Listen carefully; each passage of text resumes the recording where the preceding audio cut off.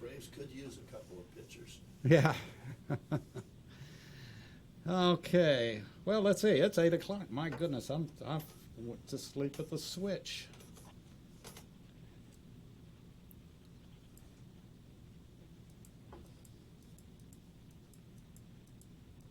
Hang on, gentlemen.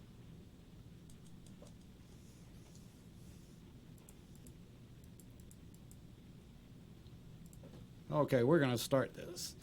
Good morning and welcome to America's Web Radio. You're listening to the Classic Car Show, and we have a couple of classics right here in the studio with us. One is Mr. Rinaldo, and the other one is Mr. Weber. And I won't say that I'm older than both of them, but anyway, we do have a very special guest on, and we always enjoy this particular guest because he brings insight into the hobby and industry that nobody else has, and it's Mr. Steve Moskowitz from AACA, and he is the one time you told me to call you president and one time director. So Steve, good morning and welcome to the Classic Car Show. Call you president, one time director. So Steve, good morning and welcome to the Classic. Good morning. Good morning. Good morning. Morning. So, how's the weather in Pennsylvania? Have you all gotten your first snow yet?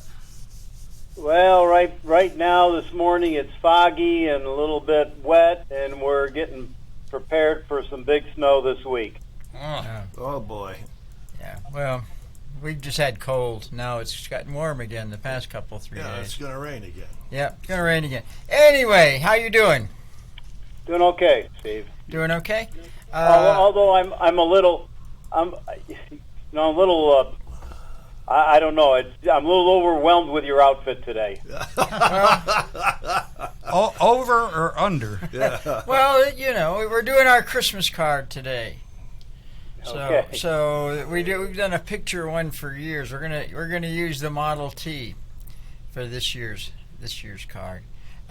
Anyway, I saw the pictures of the National Awards meeting, and it's, you know, I was kind of surprised at the number of the guys you had. I thought that was a pretty good turnout.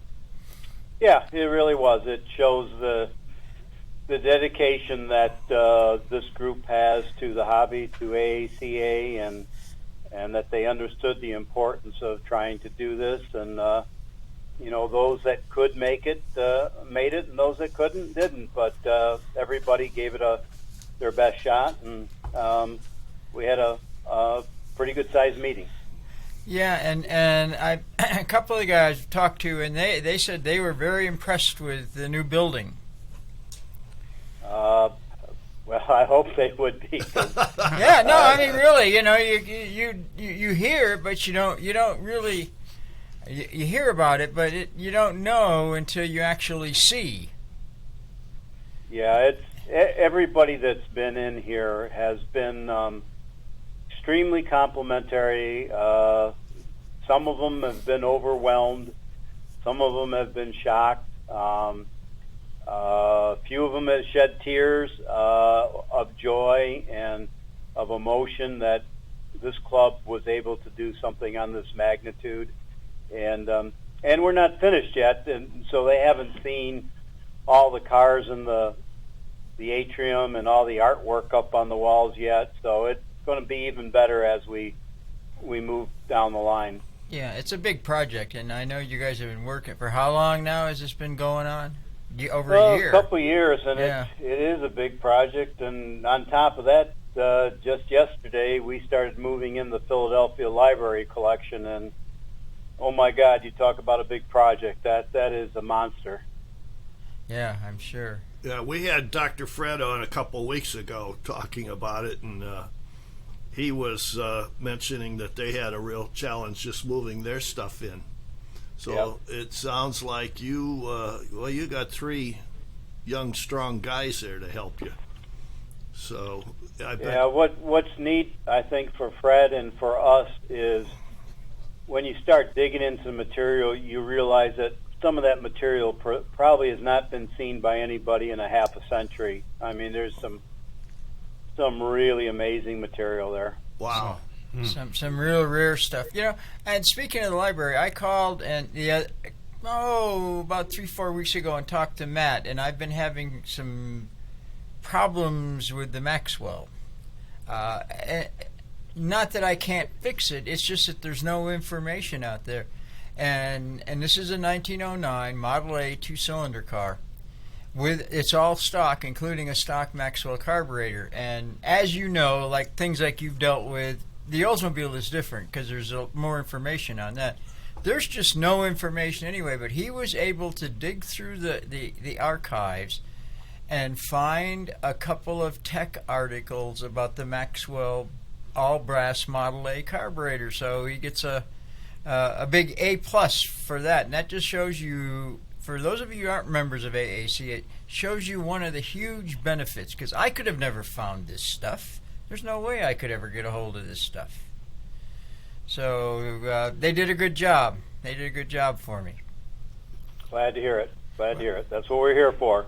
Well, what percentage of the and how do you all index the library information? Is it all computerized, or did we used to have the Dewey Decimal well, the System. Dewey Decimal, but no, I'm not talking about that, but the old slide thing that Cardex. No, not Cardex, the black film type stuff, and you'd roll around the deal until you found some microfilm. Microfilm. Yeah.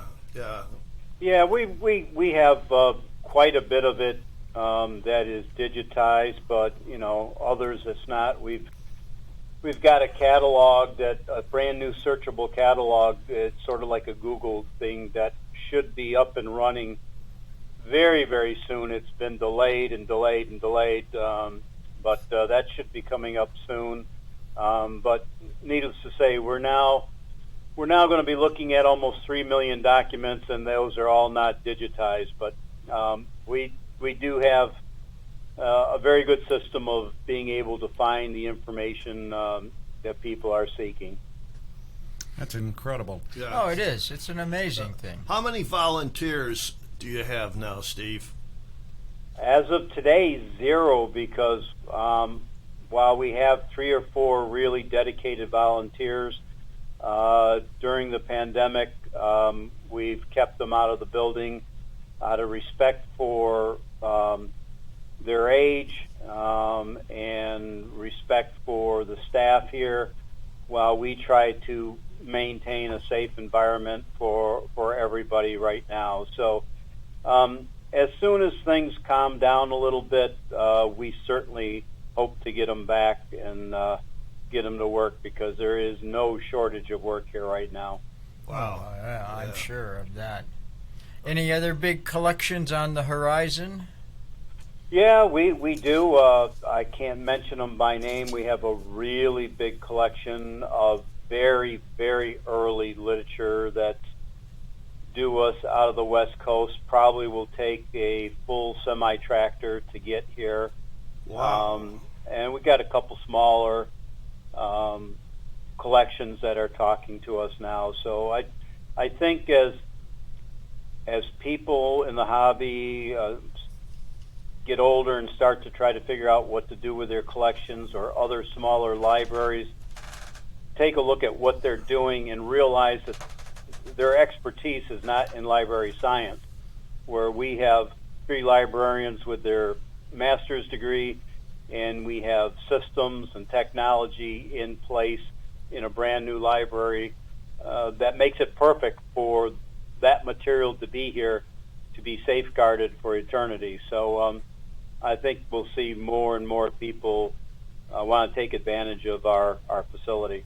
Well, Steve, Rinaldo and I want to make sure you understand that we're booked up the day that tractor trailer with books are coming in. But Jim Weber has raised his hand that he would love to come up there. He'll be there. And unload it by himself. That sounds like a good deal. Yeah, let me say this. If I lived closer, I'd be there all the time. So Yeah, you would. That's your area. You like that Yep. history stuff and the soft goods. And I've often said that I think that the ACA library or any other reference source is the single most important part of this hobby. Because, like myself with that carburetor, I had not, it's a mystery. And if you're doing, especially if you're doing odd stuff, you're doing a Model A Ford, every nut and bolt has been written about thousands of times. But if you're getting to some weird stuff, unusual things, you've got to have access. And there's no information. Like I said, when I started this Maxwell, valve adjustment is adequate, and find a competent blacksmith to make it adequate. That's the kind of stuff they did back in the O's. Gee. Well, that's a big help. They were trying to figure out how to tune a horse back then. I know. Yeah. Clean up after the horse. Clean up. But after your Maxwell, you got to clean up too. Oh, no. I just go and drip oil on dirt roads. So well, it cuts the dust down. Cuts the dust down. Yes, yeah. I'm environmentally positive, but I do, and I often think about some of the people I know that have this collection of literature, because they did these old cars, and nobody's seen it and nobody has access to it, and I think that's a real shame. I mean, one of the other compliments that I like now that that AACA has done is the new forums that you and Peter and whoever else have done. I think the new forums are much more user-friendly and much more pointed to something that you want. Well, the other thing, I agree with that, but Speedster, Stacy Speedster, that's a great publication. And it's just, it keeps you up on the hobby, what's going on. Yeah, and Steve Rossi, I love that that quiz. Yeah. I have to go to the end all the time to check it. Yeah. So anyway, Steve, how are things looking for the annual meeting? Well, they're looking challenging. Okay. That's all I can say at this point. We are having a second executive committee meeting on Sunday night where we're going to discuss it further. As you all may know, I'm sure you do, we're entering another phase in the pandemic that is a huge challenge for us to go forward, and a huge challenge for us to make plans with so many things being up in the air. So we've got some careful thought. We've already discussed many different ideas on how to approach it, but we've spent the last few days, all of us, thinking about what our options are, and we're going to do our best to do what's in the best interest of our membership, and we'll try to make the correct decision. It's a tough time for anybody to know what to do anymore. Oh, yeah. Oh, definitely. absolutely. Steve, we're going to need to take a quick break, and we'll be back with you in just a couple of minutes, if that's okay with you.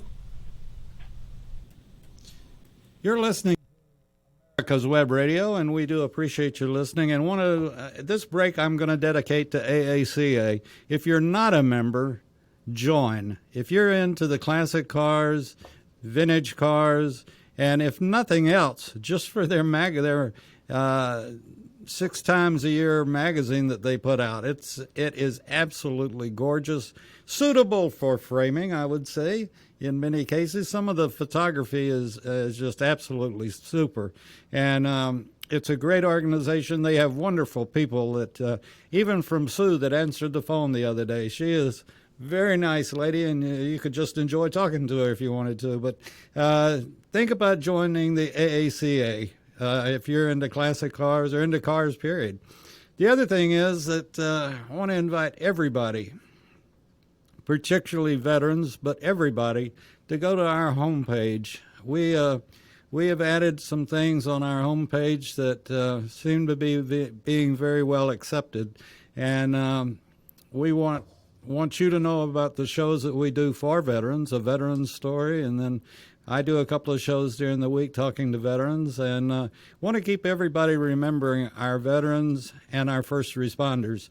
And as a country, we are the number one first responder, and we salute all of our military, our veterans, and we'll continue that. So with that being said, you're listening to America's Web Radio, and let's get back to Steve and Jim. Oh, man. So, Mr. Moskowitz, sir? Hello. Yes, sir. A question. What kind of miracles did you all pull to move the event to Gettysburg? Because my understanding was that was sold out. Well, we did pull a couple miracles out. We had 2 events in Gettysburg. It was Right. a combination of a very hardworking staff and very hardworking group of volunteers, a hotel that was willing to work with us, a facility that allowed us to essentially have 8 different car shows because we could break the cars into specific areas, which allowed us to social distance. I'd also say I don't think it was a miracle, but it speaks to the quality of most of our members when we said to them, you know, whatever you believe in as far as the virus, that's your right, but please, for this event, wear your mask and try to be socially distanced and try to do the right thing to make sure that that you respect everybody that's there. And I tell you what, well over 90% of the people followed through, and we were able to have 2 great events at Gettysburg. People loved them. We had fabulous weather. It just, you know, the joy for car people to actually be able to experience a car event this year was pretty high, and they were as complimentary to the club for doing this as you could possibly imagine, and we had a great time. Well, and I think you've brought out an important point about AACA. AACA is a people club. It's not one certain mark. It's all the people in all their different brands of cars that come to the events. Yeah. Yeah, and then the tours, that's the other thing. I know Steve is a big tour fan and has attended many, but that's what I wanted to point out. It's not a Duesenberg club, it's not a Porsche club, it's not a Volkswagen club, it's not a Chevy club, Well, it's a people club. Well, the Maxwell Club is rented Road Atlanta for a track day. Oh yeah? Yeah, it's a 3-hour lap. Hey, do you know that they're running a 5K and a 10K race? Yeah, I did. out I there? saw that. Yeah, I saw okay. that. Yeah, yeah.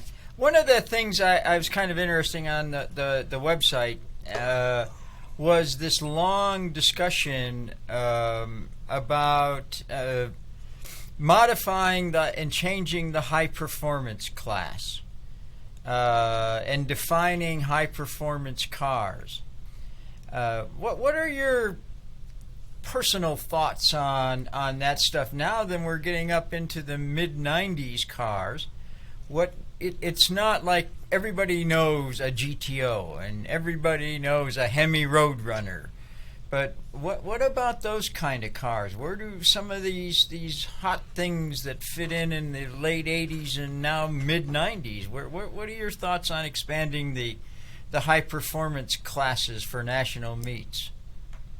Well, I think it's obvious where we have to look at it, and what we've said to the committee recently at our national awards meeting is, you know, when we came up with the high performance classes, it took a committee quite a while to get that list together and to kind of make the decisions that we did at the time, and then over the years, those have all been modified and added to. And just like everything else in AACA, there's tons of classes that we have changed over the years to fit, the current makeup of our membership and the kinds of vehicles being shown. So I think it's only natural that this is a discussion that needs to take place now, and we try to figure out, how to add those cars now that are not what we typically think of as muscle cars, but certainly are high performance cars. Oh gosh, yes, some of them are amazing. And another one that sort of falls into that, and we're getting there, very quickly, if not there already. What about some of these supercars that were made in the 90s? I mean, some of these. Well, a Porsche 959. There's one of them. Yeah, or some of the Ferraris, or some of the McLarens and that kind of stuff. Where do they go? They're not actually sports cars anymore, I don't think. Well, I don't know. I don't know. It's just like you said. This is an evolving hobby. All the time, there's changes. Yeah. And and hopefully we'll start seeing some of those cars in AACA. That would be a real kick. And if we do, then we're certainly going to have to address those. I think the membership and what we see will determine where we go, and we've always responded to this type of thing, as you know, Steve. Yeah. And, we will continue to do so. Yeah. What do you see as I like the tours a lot, and where do you see some of these tours heading and going this coming year? With all the stuff going on, and do we need to change some of the?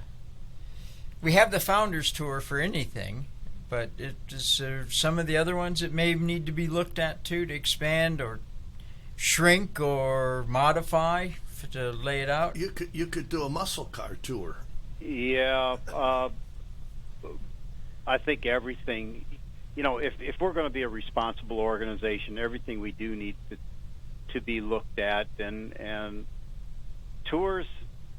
In my personal opinion, we've got to find a way to make tours easier for families, more affordable, and more interesting. We've got a couple very unique concepts that may be announced by the end of the year, of some things that a couple of us are playing around. I can't let the cat out of the bag yet, but cars in motion, that cars, love car shows, love seeing them, but cars are meant to be driven, and we hope to see more cars on the road and get people active and get people enjoying the fellowship of touring and going visiting all those wonderful places that we do on tours. It's great stuff. Yeah, it really is. But the cost on some of these, like the hotel at the Glidden in Saratoga is $225 a night. Yeah, it's an old hotel too. Yeah, It's a resort. It's getting more and more difficult. I mean, the days of $89 hotels don't exist unless you want to go stay in a place you really don't want to stay in, and those are called it's flea bags. A challenge, and it's a challenge when you want to have tours during peak seasons where the hotels are doing a big tourism business, and they can charge what they want to charge. So it's a struggle. And, it is absolutely. I know the New England Brass and Gas has that all the time, because they like, being brassier cars, they like to stay in the old, like Mount Washington or some of those types of New England, and they are just outrageous, those places. Yeah, well, that's what Saratoga is too. Yeah, it's tough, and the fun thing I think for a lot of people would be to see families there with their children, and if it gets too overly expensive, that's just not going to happen. So we have our work to do to find different kinds of tours and different ways of touring or even change the concept of some of our tours to something a little bit different, so that people can go out and enjoy being with each other and drive down the road. So we're playing around with some of those ideas. Yeah. One of the other things, because I also, because of the brass era stuff, do some horseless carriage things, and they're starting to do the what's the big museum out in Michigan? Gilmore. They're starting. Gilmore. They're gonna do a sub building at Gilmore, or trying to anyway. I know it's really weird. You guys are just barely gotten into your new building. Has anybody ever thought about doing something out at the Gilmore for AACA?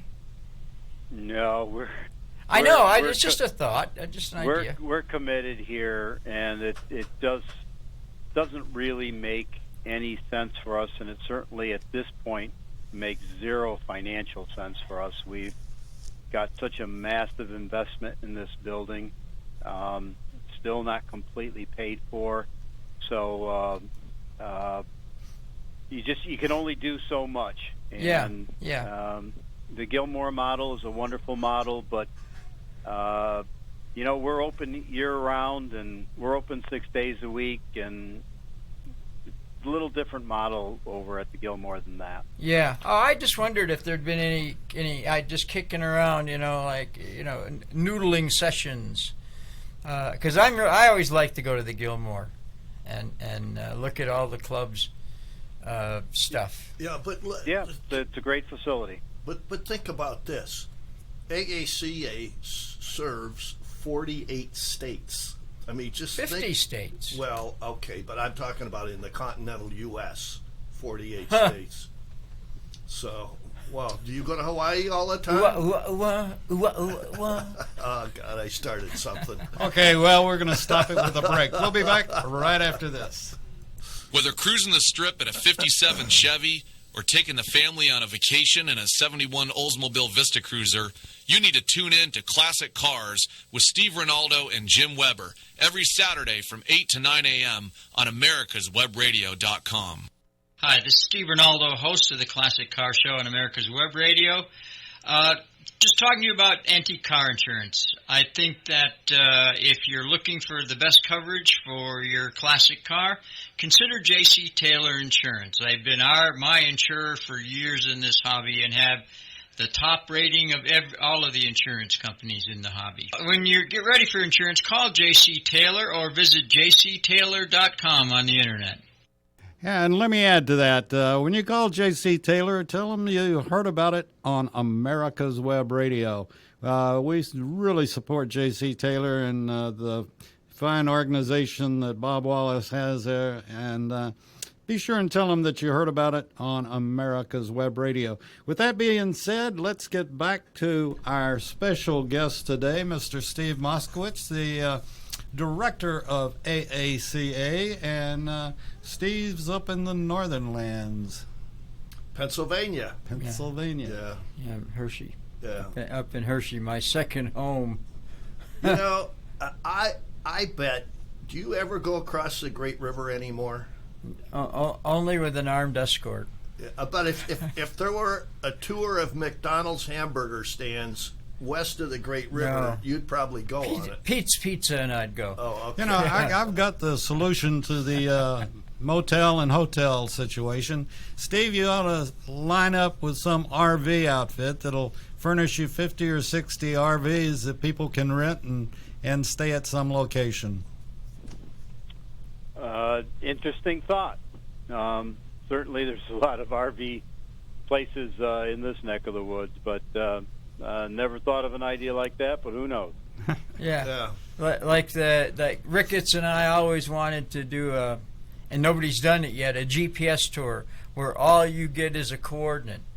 Yeah, but you don't know how to do that. I can do that. I can do a can GPS. You do that yeah, now? I can do that. Okay. But so we just thought that would be kind of an interesting thing to try one time. Steve just likes to hear that girl that says, you're 2 miles away. You're 1 quarter. Mine doesn't say that. She says things like, bite me.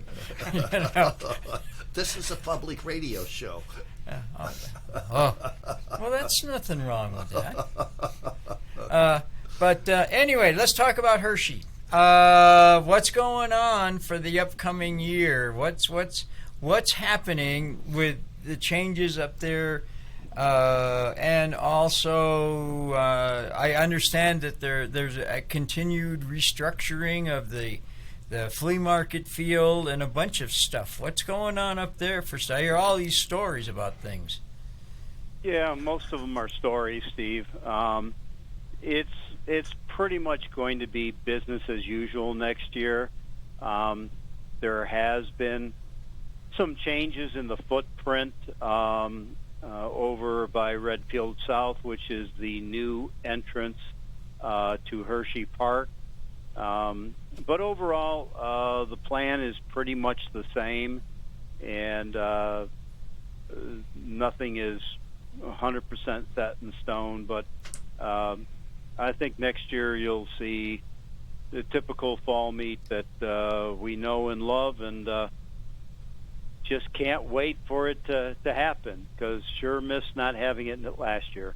Yeah, it's amazing the number of people that I've talked to and about, it's just saying, so there was a big emptiness in the hobby last fall, a big hole, because that's... We even had people come here knowing that the show wasn't going on, and they parked their cars on the show field, took pictures, stayed at the same hotels, just because they had 30 or 40 years, whatever it was, of coming to Hershey, and they were not about to miss another year. So that kind of shows you the absolute emotion and level of dedication people have to this event. Yeah, Stacy had an article on that in the Speedster. Yeah. Steve, that's just amazing that those folks did that, but it's wonderful because it shows the support. I filled up my backyard with mud and slopped around for an hour. Did you? Yeah. And some people think Steve's kidding. Oh, gosh. Why do we do this every week?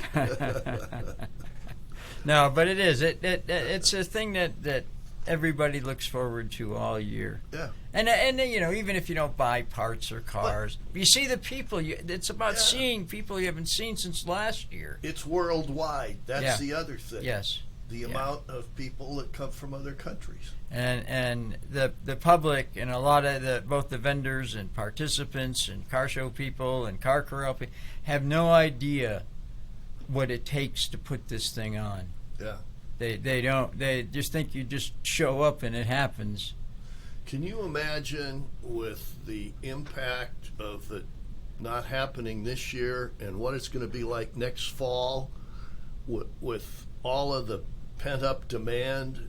I mean, I'll bet Hershey next fall is probably one of the biggest ever. Did Hershey area, like Dairy County and all, did they ever come up with a story about the economic impact that not having Hershey had on the area?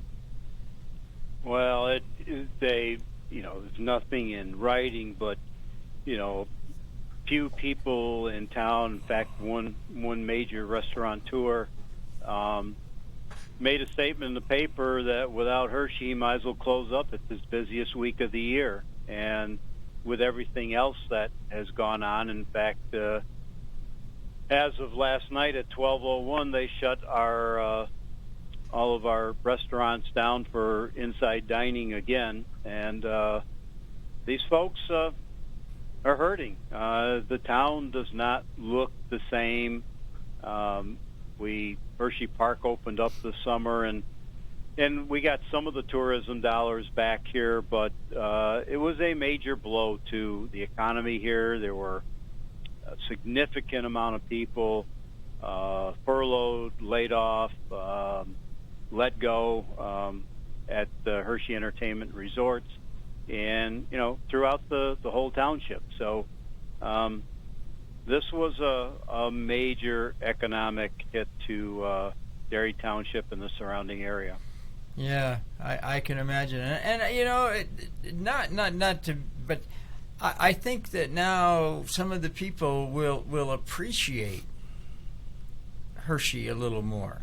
Well, the pent-up demand is the thing for next year. Yeah. Maybe some guy or lady has started accumulating a whole bunch of stuff, and it's probably double what they normally take because it's been a void for 2 years. Yeah, we'll see. I'm kind of interested to see what happens, and I sure hope it does. It does happen for sure with this thing. Anyway, so what's going on with some of the other aspects, like of AACA, the magazine, for example? What's Mr. Peterson up to, and anything new coming in the magazine? Any changes? Well, one never knows what Mr. Peterson is up to. He's out there in Ohio, and he kind of hides from us. But seriously, the main thing we're trying to do, where other magazines this year have tried to cut back pages, things of that nature. Our main emphasis is not to take a single step backwards. We think if there was ever a time that the club had to go full bore and, in fact, add more content to its magazine, it's now. It's the main way we engage our membership because we don't have our events. So we are dedicated to continuing to still put out the very best magazine we can, no matter what the financial or business proposition is. And it's something I strongly feel is necessary, and Wes agrees, and that's where we're going. It's a little harder for Wes to get stories now because he is not traveling and there's not events where he can do feature articles and photography, but we're working on ways to get him out and to get more material for him. Yeah, I never thought about that, but you know, a lot of his stuff comes from national meets and other activities, and there aren't any. You know. With that being said, and talking about travel, how is the library truck doing? Is it had to be the parked? Library truck is safe and sound. It's sitting about 25 feet from me. It's inside our new building for now. Over the winter, we'll keep it in our front atrium. We have a very stunning 2-story atrium in front of this building, and we have about 10 vehicles that are in there, and so it's going to be a way that when we do open to the public, that we can introduce some more people to the bookmobile and what its goals are, and but it looks fabulous. It's still a great asset to this club. Yes. Now, I'm just curious, how do you book your locations for that? Do you all take reservations or something, or? Yeah, Chris, that's his responsibility, and he gets requests, and we honor those requests as we are able to. The eventual goal is to get a grant to get a somebody like a retired school teacher or somebody that has a car background and a good gift for speaking, and let them travel around with the truck. That sounds like Rinaldo. Like Mr. Rinaldo. That's what you were describing, Can I put my kind of books I want to look at in there? No. No, let's not even go there. But anyway. Yeah. Well, I'm glad, and it's gone over well wherever y'all or wherever Chris has taken it. Yeah, people enjoy seeing it. It's a wonderful addition, and it just bespeaks of who we are and what we do. I sometimes have to take a step back and look at what we do here. And when you see this building, when you see the library, when you see the bookmobile, without this sounding wrong or bragging, but nobody else is doing this. Nobody else is this aggressive that I know of in the entire car hobby, other than a couple commercial ventures. And we are full bore into doing something for the future of the hobby and the future of everybody, because once again, our library is a public library. It's free to anybody, whether you're a member of the club or not. And we bring our bookmobile to events that's free. And when we have our nationals, which we call our car shows, there's no charge to be admitted. We hold the world's largest true antique car show here in Hershey, and we don't charge people a dime to enter. So I think we're a very unique animal, and I'm really proud of the kind of organization AACA is, because I think the hobby needs somebody like us if it's going to be perpetuated for decades to come. You know, with that being said, obviously this year has taken a toll on looking at the people that are attending, and as we've been doing ever since we started the show, is trying to nurture the young people to get involved and have the older folks, the grandparents and parents, introduce their kids to cars and to antique cars and the classic cars and what cars have meant to our society. And unfortunately, you know, a lot of this could be changing very, very shortly. But anyway, you know, things will change back, and I don't know what norm is, but things will change back. You know, the other thing is the dues in this club are probably the most reasonable of any club. For what you get. For what you get, yeah. You know, I just had a thought. Let's promote this, Steve Moskowitz. Let's promote grandparents that are members of AACA, or parents that are members of AACA. And when they get their beautiful magazine in every month or every other month, get their grandchildren or their children up in their laps and go through the magazine with them and show them the pictures. And I can just hear a little kid saying, "What's that, Daddy?" And, you know, maybe it's a Model A, Model T, maybe it's an old pickup. Who knows? But get the parents to hold their kids and go through the magazine with them. Sure. Yeah. Sure. It's an absolute great idea. I've done that with my granddaughter, and we've actually taken a picture every year of her sitting in my lap. But now that she's getting a bit older, I'll probably have to be sitting in her lap.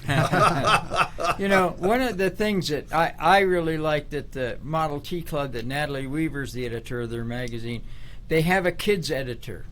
Ah. And the kids editor always writes a column for young people. They give her a page, sometimes 2 pages.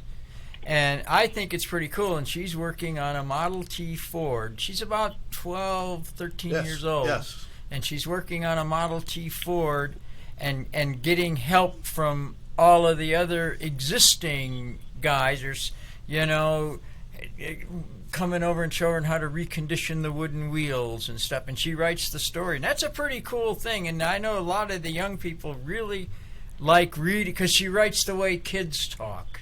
Well, you could do that. Yeah, I totally could. Yes. With that, we've got to take a break. We'll be back with Steve Moskowitz and Mr. Kids thing over there in just a minute. Hi, this is Steve Rinaldo, host of the Classic Car Show on America's Web Radio. Just talking to you about antique car insurance. I think that if you're looking for the best coverage for your classic car, consider J.C. Taylor Insurance. They've been my insurer for years in this hobby and have the top rating of all of the insurance companies in the hobby. When you get ready for insurance, call J.C. Taylor or visit jctaylor.com on the Internet. You're listening to America's Web Radio on the AmericasBroadcastNetwork.com. Thank you for listening. And we want to remind everybody to please go to our website. We've got so many new things on it, americaswebradio.com. And I think you'll find something there that you'll enjoy and that you'll like. And if you're a veteran, we have a very special thing for you that is going over very well across the country. And so go there, look at our website, and look at all the different things that we've got going on.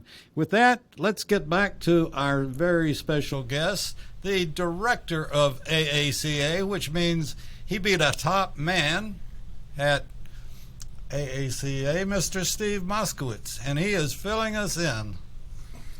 Yeah, but anyway, like I was saying, that little column goes over great in the Model T Club magazine. I think that's something you might want to kick around with Mr. Peterson. We'll do that. The other thing, just sort of offhand, with this past year and all of this stuff, and you keep knowing you pretty well, you keep your pulse on values and stuff. What do you think has happened to the value of the collector car market? We've had some other guys on that have talked about it, and I'm just sort of kind of interested what your take is of what's happened to, number one, the value. Number two, is it still kind of easy to sell old cars? You know what's going on with this much more than a lot of people. So I'd like to hear what your thoughts are on this. Well, there's an old saying about opinions, and so mine is, going to be worth whatever it's worth. But I think it's a mixed bag, as it has always been. A good car is still going to be in demand. A car that's the right car, the right color, the right provenance, the right equipment. It's still going to be very saleable. I think a couple of the auctions have proven that. RM's last auction in Elkhart was just absolutely amazing as to what has happened. I think a few more cars now are being traded, directly person to person. But I think there's parts of the market that are soft. Certainly some of the 20s and 30s cars are not where they used to be, and that's of concern to me. But I think the hobby's doing well. I've talked to a couple of the folks that are in the business of supplying parts, restoration parts for cars, and their business is up substantially this year. So that tells me there's still a, when I first got in this hobby, in this part of the hobby, when I got religion and got away from the hot rods, which I still do love, but that's where I came from. But in the 70s, when I first learned of the real antique cars, it seems almost from that day people were trying to write the death knell of the hobby. And so here we are 50 years later, and guess what? The hobby's still alive and well. So I think the hobby's strong overall, and I think that once we get out of this pandemic, if the economy is good, that we're going to see another resurgence of people because of the pent-up demand of wanting to go out and enjoy life. We've had a year of stress and a year of a lot of unhappiness and turmoil in this country. It's hard to have a frown when you're in an antique car, whether you're driving it, showing it to people, talking about it. And I've always said that while being a stamp collector is great and being a coin collector is great, and that's all lots of fun, I'm sure, for those people, it's a whole lot different getting in an old car and driving down the road and having people give you a thumbs up and reliving some times from the past of our parents and our grandparents. So that's my long-winded answer of saying I think we're okay. Yeah. Do you think that the emphasis is shifting towards newer cars? You mentioned the 20s and 30s. Even earlier 50s and 60s. Now we're getting into 70s, 80s, and 90s. I personally think that's where a lot of it's going. I see a lot more interest in maybe 70s on up than there used to be. Well, don't forget, power steering on those cars, a better air conditioner. Or air conditioning. Yeah, or air conditioning. And a lot of those people are becoming blue hairs, and they What's want that, Sonny? Sonny, what? and they want some more comfort. So that could be part of it. Steve, I've got a question. The RM auction at Elkhart, those prices were over the moon. What happened there? I think again you had the pent-up demand. Those cars were all really good. The Yes. cars and the memorabilia, they were all really good. But boy, there was a fever pitch there. Some of them almost defied logic, particularly the non-automotive stuff that people were paying above retail for. Yes. Which is their right, their money. But those are great vehicles. Everybody knew that it was a no-reserve auction, so everything was going to be sold. The internet was super strong at that auction, even though it was a live auction as well. But there are just some great vehicles there, and that's why if you've got a good car, if you've got something that's pretty spectacular, there's going to be a buyer out there for it. There's going to be several buyers out there for it. So, yeah. They were way above their high estimate at the end for that particular auction. So that was a gigantic success. Yes. Well, and the other one that's bringing unbelievable prices is Bring a Trailer. If you put a good car on Bring a Trailer now, holy smoke. So Yeah. that's something else to consider. Yeah, because I'm thinking about cutting down the herd a little bit. So when do you want the Maxwell delivered? You're talking to somebody down there. I'm cutting my herd out too. Steve. Yeah. Well, so it's getting to be too much stuff. But anyway, I have no doubt that this hobby is very, very strong. It may have shifted from what I think. Like I said, I think the emphasis is. It always seems to be what you knew when you grew up and what Dad drove. Yep. You know, Yep. and not many kids today's father drove a Model A. Yeah, but that's a challenge that we all have, and when I got into this hobby, I was kind of an anomaly. I liked the real old cars, and all of my friends in the hobby were in the newer cars. But after they experienced my car and were around it, they went out and got an older car themselves. So, it's up to all of us To use them. to expose those cars to the younger people. Yep, get them out and drive them. Don't sit in the garage. If you want Well- something to look at, get a painting. Yeah, they deteriorate if you let them sit in the garage. Yes. Yeah. Yeah, I agree, but I think we're pretty safe. I think you got a job for another couple of years. Steve, Steve, let's go over something real quick. One, your website.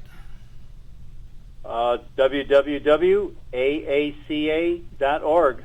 Okay, and then what about hours now? Are you all open at all, or No, we're remaining closed. We have such a monster job to get this building done. We still have 6 storage areas to bring materials back over this building. Wow.